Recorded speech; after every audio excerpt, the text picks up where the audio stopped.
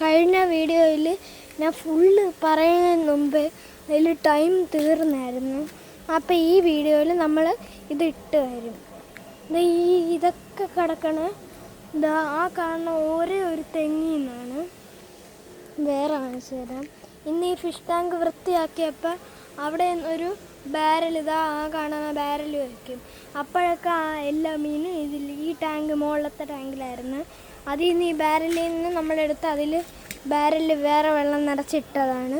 ഇതിൽ നിന്ന് നമ്മൾ വെള്ളമൊക്കെ അപ്പം ഇതിലോട്ട് ഇങ്ങനെ ഒഴുകി പോവായിരുന്നു.